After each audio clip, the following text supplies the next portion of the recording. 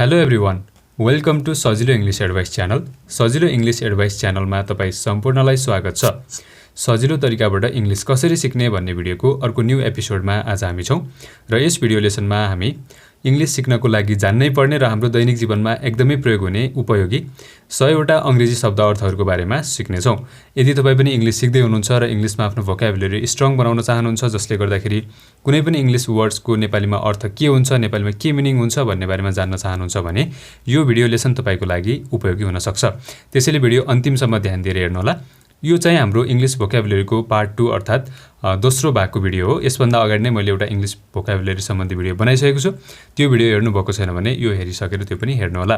र आज भने हामी 100 English words with meaning in Nepali हेर्ने छौं। त्यो कारणले गर्दाखेरि यदि कहीं कतै तपाईले नसुनेको नयाँ वर्डको नेपाली अर्थ के हुन्छ भन्ने बारेमा तपाईले थाहा भएन भने त्यो तपाईले यो भिडियोबाट नोट गरेर त्यसलाई याद गर्न सक्नुहुन्छ, जो चाहिँ हाम्रो जीवनमा, हाम्रो दैनिक जीवनमा रिपिटेडली एकदमै दोहोरिएर प्रयोग हुन्छ। र ढिला नगरिकन आजको भिडियो सुरु गरौँ। असर्ट, ठोकुवा गर्नु। ठोकुवा गर्नुलाई इंग्लिशमा असर्ट भनिन्छ। एन्जाइटी, चिन्ता गर्नु वा सुर्ता गर्नु। चिन्ता गर्नु, पीड लिनु अथवा सुर्ता गर्नुलाई इंग्लिशमा एन्जाइटी भनिन्छ। अकर्ड, मिल्नु। मिल्नुलाई इंग्लिशमा अकर्ड भनिन्छ। अनसेस्टर, पुर्खा वा पूर्वज। हाम्रो पुर्खा अथवा पूर्वजलाई इंग्लिशमा अनसेस्टर भनिन्छ। अपोलोजाइज, माफी माग्नु। माफी माग्नुलाई इंग्लिशमा अपोलोजाइज भनिन्छ। बिकर, झगडा गर्नु। झगडा गर्नुलाई इंग्लिशमा बिकर भनिन्छ। बिनिग्नेन्ट, दयालु। दयालु व्यक्तिलाई इंग्लिशमा बिनिग्नेन्ट भनिन्छ। बेलो, चिच्याउनु। जोडले कराउनु अथवा जोडले चिच्याउनुलाई इंग्लिशमा बेलो भनिन्छ। बाइस्ट, पक्षपात गर्नु। पक्षपात गर्नुलाई इंग्लिशमा बाइस्ट भनिन्छ। बोस्टफुल, घमण्डी। घमण्डी व्यक्तिलाई इंग्लिशमा बोस्टफुल भनिन्छ। कोर्स, बाध्य पार्नु। कुनै पनि कामको लागि जबरजस्ती काम गर्न लगाउनु अथवा कामको लागि बाध्य पार्नुलाई इंग्लिशमा कोर्स भनिन्छ। कन्टेम, तिरस्कार गर्नु। तिरस्कार गर्नुलाई इंग्लिशमा कन्टेम भनिन्छ। क्रेभन, डरछेरुवा मानिस। डरपोक वा डरछेरुवा मानिसलाई इंग्लिशमा क्रेभन भनिन्छ। केरियन, सडेको वा कुहिएको। सडे गलेको वा कुहिएको कुनै पनि वस्तुलाई इंग्लिशमा केरियन भनिन्छ। क्राउच, झुक्नु वा निहुरनु। झुक्नु अथवा निहुरनुलाई इंग्लिशमा क्राउच भनिन्छ। डिफ्रड, ठग्नु वा धोका दिनु। ठग्नु वा धोका दिनुलाई इंग्लिशमा डिफ्रड भनिन्छ। डिराइड, मजाक गर्नु वा ठट्टा गर्नु। ठट्टा गर्नु अथवा मजाक गर्नु, जिस्किनुलाई इंग्लिशमा डिराइड भनिन्छ। डिस्ग्रेस, अपमान गर्नु। अपमान गर्नु अथवा हेला गर्नुलाई इंग्लिशमा डिस्ग्रेस भनिन्छ। डलसिट, सुरिलो स्वर। मिठो, सुमधुर अथवा सुरिलो स्वरलाई इंग्लिशमा डलसिट भनिन्छ। डिजेक्ट, खिन्न पार्नु। खिन्न पार्नुलाई इंग्लिशमा डिजेक्ट भनिन्छ। एक्सपेल, बहिष्कार गर्नु। बहिष्कार गर्नुलाई इंग्लिशमा एक्सपेल भनिन्छ। एडफाई, उपदेश दिनु। अर्थी उपदेश दिनुलाई इंग्लिशमा एडफाई भनिन्छ। एडबल, खान हुने वस्तु। कुनै पनि खान मिल्ने अथवा खान योग्य वस्तुलाई इंग्लिशमा एडबल भनिन्छ। एम्लेजन, सजाउनु। चिटिक्को पारेर सजाउनुलाई इंग्लिशमा एम्लेजन भनिन्छ। एक्सटोर्ट, जबरजस्ती खोज्नु। चन्दा माग्नु अथवा जबरजस्ती खोज्नुलाई इंग्लिशमा एक्सटोर्ट भनिन्छ। फेलनी, ठुलो अपराध। ठुलो प्रकृतिको अपराधलाई इंग्लिशमा फेलनी भनिन्छ। फ्यालो, बाँझो जमिन। कुनै पनि बाँझो जमिनलाई इंग्लिशमा फ्यालो भनिन्छ। फ्ल्याटर, चाप्लुसी गर्नु। कुनै पनि व्यक्तिको चाप्लुसी गर्नुलाई इंग्लिशमा फ्ल्याटर भनिन्छ। फर, नरम भुवा। सफ्ट वा नरम भुवालाई इंग्लिशमा फर भनिन्छ। फ्राइटन, डर देखाउनु। डर देखाउनु वा धम्क्याउनुलाई इङ्ग्लिसमा फ्राइटन भनिन्छ। गटर नाली वा कुलो। पानी बग्ने कुनै पनि नाली वा कुलोलाई इङ्ग्लिसमा गटर भनिन्छ। गट आन्द्राभुँडी। आन्द्राभुँडी वा पेटलाई इङ्ग्लिसमा गट भनिन्छ। ग्रिड लोभ।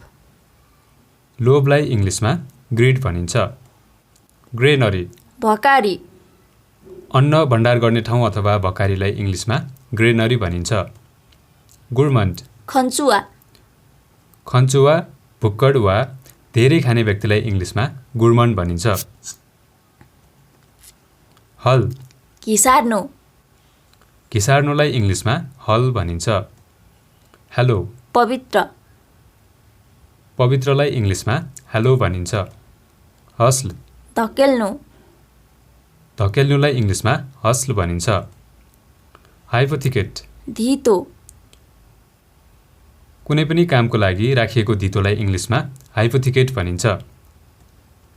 ह्युमिलिएट अपमान गर्नु। अपमान गर्नुलाई इङ्ग्लिसमा ह्युमिलिएट भनिन्छ। इमिटेट नक्कल गर्नु। नक्कल गर्नुलाई इङ्ग्लिसमा इमिटेट भनिन्छ। इम्पियर्ड भ्रष्ट। कुनै पनि भ्रष्ट व्यक्तिलाई इङ्ग्लिसमा इम्पियर्ड भनिन्छ। इम्प्लाइ सङ्केत गर्नु। इसारा गर्नु वा सङ्केत गर्नुलाई इङ्ग्लिसमा इम्प्लाइ भनिन्छ। इम्प्युट आरोप लगाउनु।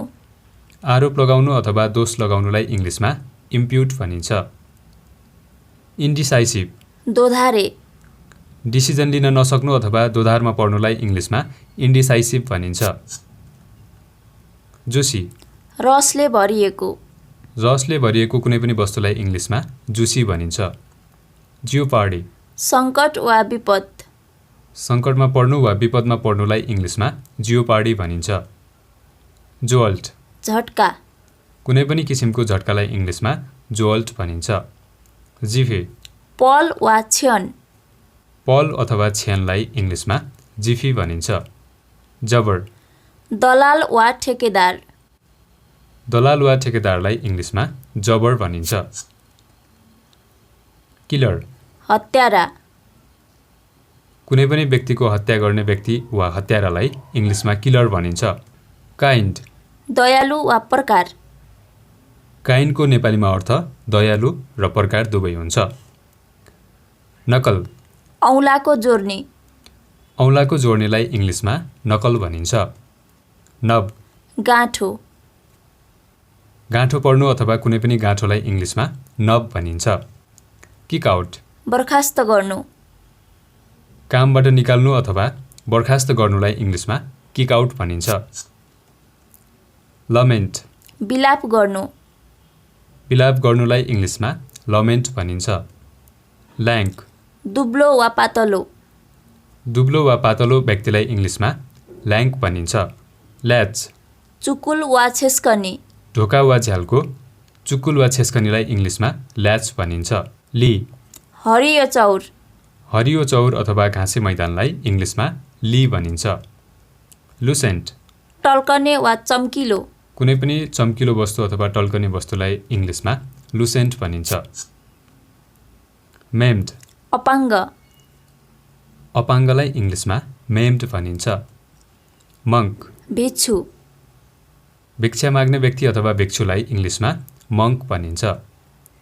मिस्टिड कुकर्म। कुकर्म अथवा नराम्रो कामलाई इङ्ग्लिसमा मिस्टिड भनिन्छ। माइम सङ्केत गर्नु। सङ्केत गर्नुलाई इङ्ग्लिसमा माइम भनिन्छ। मर्सिफल दयालु। दयालु मानिसलाई इङ्ग्लिसमा मर्सिफल भनिन्छ। नर्भस सिकारु। कुनै पनि काम भर्खरै सिक्दै गरेको व्यक्ति अथवा सिकारुलाई इङ्ग्लिसमा नर्भस भनिन्छ। नक्सस हानिकारक। हानिकारक कुनै पनि वस्तुलाई इङ्ग्लिसमा नक्सस भनिन्छ। नर्ड बेवकुफ। बेवकुफलाई इङ्ग्लिसमा नर्ड भनिन्छ। नर्चर पालन पोषण गर्नु। कुनै पनि व्यक्तिको पालन पोषण गर्नुलाई इङ्ग्लिसमा नर्चर भनिन्छ। नाइटमेयर डरलाग्दो सपना। रातिमा देखिने कुनै पनि डरलाग्दो सपनालाई इङ्ग्लिसमा नाइटमेयर भनिन्छ।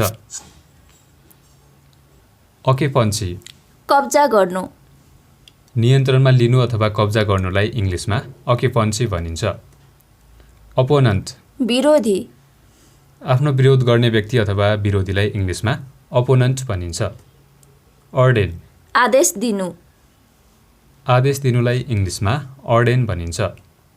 ओपेक अपारदर्शी पारदर्शिता नभएको अथवा अपारदर्शीलाई इङ्ग्लिसमा ओपेक भनिन्छ। अमनस अशुभ अशुभलाई इङ्ग्लिसमा अमनस भनिन्छ। प्यालेट तालु तालुलाई इङ्ग्लिसमा प्यालेट भनिन्छ। प्याम्परिङ पुलपुल्याउनु पुलपुल्याउनुलाई इङ्ग्लिसमा प्याम्परिङ भनिन्छ। प्यान्डेमिक महामारी कुनै पनि महामारीलाई इङ्ग्लिसमा प्यान्डेमिक भनेर चिनिन्छ। प्यासनट भावुक भावुक बन्नु अथवा भावुक हुनुलाई इङ्ग्लिसमा प्यासनट भनिन्छ। पेजेन्ट किसान किसानलाई इङ्ग्लिसमा पेजेन्ट भनिन्छ। कोफ मदिरा पिउनु मदिरा पिउनु अथवा जाँड रक्सी पिउनुलाई इङ्ग्लिसमा कोफ भनिन्छ। कोरलसम झगडालु झगडालु व्यक्तिलाई इङ्ग्लिसमा कोरलसम भनिन्छ। रेड छापा मार्नु छापा हान्नु अथवा छापा मार्नुलाई इङ्ग्लिसमा रेड भनिन्छ। ऱ्याबल भिडभाड भिडभाडलाई इङ्ग्लिसमा ऱ्याबल भनिन्छ। ज्याप ध्वस्त गर्नु ध्वस्त गर्नु अथवा ध्वस्त पार्नुलाई इङ्ग्लिसमा ज्याप भनिन्छ। विङ्क आँखा झिम्काउनु आँखा झिम्काउनुलाई इङ्ग्लिसमा विङ्क भनिन्छ। यन हाई गर्नु हाई गर्नु अथवा हाई काट्नुलाई यन भनिन्छ। जोर्निङ भाग लगाउनु भाग लगाउनुलाई इङ्ग्लिसमा जोर्निङ भनिन्छ। वर्सिप पूजा गर्नु पूजा गर्नुलाई इङ्ग्लिसमा वर्सिप भनिन्छ। वाइजन्ट चाउरी पर्नु चाउरी पर्नुलाई इङ्ग्लिसमा वाइजन्ट भनिन्छ। सोबर सचेत सचेत हुनुलाई इङ्ग्लिसमा सोबर भनिन्छ। सिडिसन देशद्रोह देशद्रोहलाई इङ्ग्लिसमा सिडिसन भनिन्छ। सेगो साबुदाना एक प्रकारको खाद्यवस्तु साबुदानालाई इङ्ग्लिसमा सेगो भनिन्छ। स्पर झगडा झगडालाई इङ्ग्लिसमा स्पर भनिन्छ। स्पटी दागै दाग भएको दागै दाग भएको कुनै पनि वस्तुलाई इङ्ग्लिसमा स्पटी भनिन्छ। टमेरटी उत्ताउलोपन उत्ताउलोपनलाई इङ्ग्लिसमा टमेरटी भनिन्छ। टेम्प्ट लोभ्याउनु लोभमा पार्नु अथवा लोभ्याउनुलाई इङ्ग्लिसमा टेम्प्ट भनिन्छ। ट्रिक्स्टर धोखेबाज धोका दिने व्यक्ति अथवा धोकेबाजलाई इङ्ग्लिसमा ट्रिक्स्टर भनिन्छ। टेन्युर कार्यकाल कार्य अवधि अथवा कार्यकाललाई इङ्ग्लिसमा टेन्युर भनिन्छ। ट्र्याजिक दुखद दुखलाग्दो अथवा कुनै पनि दुःखद कुरालाई इङ्ग्लिसमा ट्र्याजिक भनिन्छ। ओके साथीहरू, यस भिडियोमा यति नै। यस भिडियोमा हामीले हाम्रो दैनिक जीवनमा रिपिटेडली एकदमै दोहोरिएर प्रयोग हुने 100वटा इङ्ग्लिस वर्ड्स जसको नेपालीमा अर्थ के हुन्छ, नेपालीमा के अर्थ लाग्छ भन्ने बारेमा हेऱ्यौँ। र तपाईँलाई भिडियो मन पर्यो भने लाइक गर्न नबिर्सिनु होला र साथीभाइहरूमा सेयर गर्न पनि नबिर्सिनु होला। र हाम्रो यस च्यानलमा यो भिडियो फर्स्ट टाइम हेर्दै हुनुहुन्छ भने हाम्रो यस च्यानललाई सब्स्क्राइब गर्नुभएको छैन भने सब्स्क्राइब गरी साइडमा रहेको नोटिफिकेसन बेल दबाई अल अप्सन सिलेक्ट गर्न नबिर्सिनु होला, जसले गर्दा यस च्यानलमा अपलोड हुने कुनै पनि नयाँ भिडियोको नोटिफिकेसन तपाईँले सजिलैसँग आफ्नो मोबाइलमा प्राप्त गर्न सक्नुहुनेछ।